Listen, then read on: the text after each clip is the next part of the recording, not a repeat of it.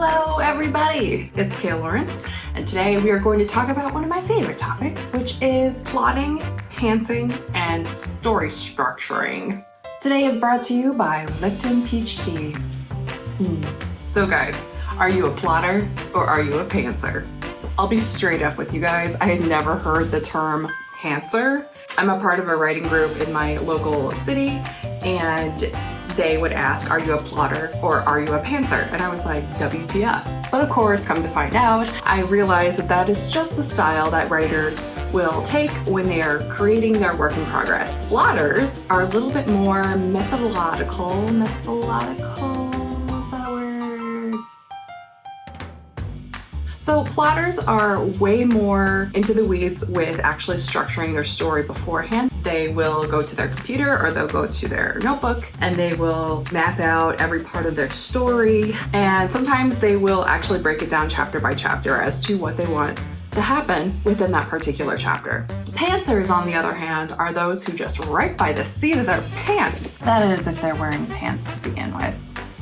So typically they will just start a story. They'll just start right at the beginning and just write. Free, uninhibited, just free flow ideas coming from their brain, going through their fingers onto the screen. That is how they write. And they just kind of stumble upon the story as it happens, which I think is very authentic and beautiful, and I can't do it. Not everybody is only a plotter or only a pantser. Some of us, like this one, is a little bit of both. I would say 90% of me is a plotter and 10% of me is a crazy pantser, especially if I have writer's block and I just can't get through a certain part. I just kind of let that idea just flow through me and just see where it takes me. And that actually has taken me on some twists and turns in my current work in progress that I didn't even realize I had waiting beyond the bend. So typically as I plot, I usually will come up with the overall gist of the story, kind of like a 2-word sentence that really describes the story. Think of this as like a description on Netflix when you're looking for what to watch and you read that little blurb. That's usually what I come up with first. And then from there, I really take it and like unpack it in chapters. For instance, I knew that my current work in progress, The Magi Menagerie, would have 13 chapters. I'm actually writing every chapter as almost like a full episode that you would see on a Netflix show. Every chapter kind of has an ebb and flow. Every chapter has that like main grab that gets you in, and the fact that there's like a main reoccurring theme that happens throughout that episode, but then the episode usually has a cliffhanger into the next episode or the next chapter. So that's actually how I write my current work in progress. Typically though, and I say typically very lightly because if you're a writer, you're creative and you're always coming up with new ways of how to tell a story. But usually writers will follow the chapter basis where they are planning out what happens in each chapter, and the whole story has an ebb and flow. It has the rise, it has the climax, it has the decline. My story still has that. It just kind of does that a lot. It's basically a roller coaster. Basically. So the benefits of plotting versus pantsing, I would say it's literally up to the writer to choose what works best for them. If you are just really gung-ho into the details and you have a really complicated story to tell and you want to get it out on paper first, sometimes that actually helps with the writing process because you're getting out all those central themes and you don't have to worry about them. On the other hand, with pantsing, you get to experience your story through the eyes of somebody who's experiencing it for the first time. So you see it through almost your reader's eyes, which really helps you with connecting to your audience a little bit better. Now, when it comes to story structure, that's a little more, shall we say, structure. I've written 3 books in my young life.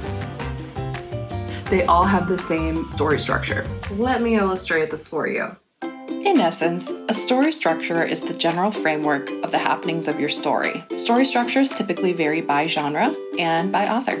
For instance, fantasy typically follows the hero's journey, characterized by an unsuspecting hero being thrust into the unknown to achieve some sort of goal, once again returning to that normal world after all is said and done. Think J.R.R. Tolkien's The Hobbit as an example. The simple 3-act structure is used across the board with many stories. As the name suggests, it consists of 3 parts. Act 1 is the setup, where an author introduces characters, settings, and the inciting incident. Act 2 is the confrontation, where a character is faced with insurmountable odds. No matter what they do to overcome them, it seems impossible.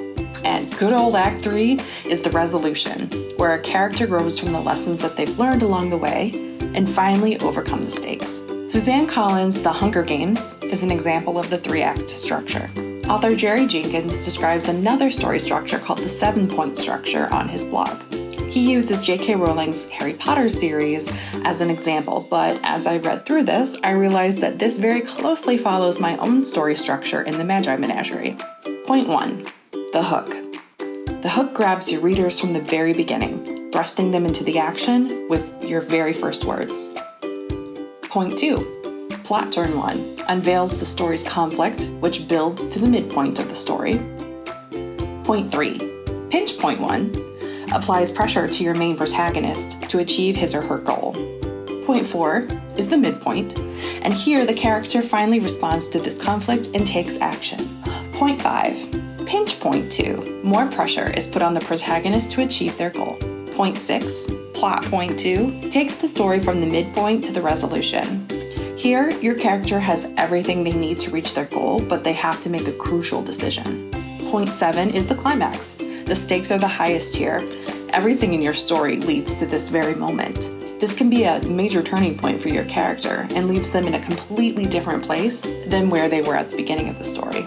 My structure actually combines both the hero's journey and the 7-point structure. In my work, I start the story with a bang with fast-paced action, which leads into the inciting incident. As the story builds, so do the stakes, which rise to the highest point at the climax. After this point, I generally let the falling action take the reader to the end. And when they think the story is winding down, the last chapter throws readers for a loop. And yes, I'm a sucker for cliffhangers. So if you're still with me, I have some homework for you. Tell me in the comments if you are a plotter or a pantser, or both like me, and why you choose to write this way. Also, I'm really curious. What does your story structure look like? Do you start with a bang like me, or do you kind of build up slowly? Until next time, I will see you here, as always, because there's no other place I can see you but here. I'll see you next time on Tea Time with Kale Lawrence. Cheers.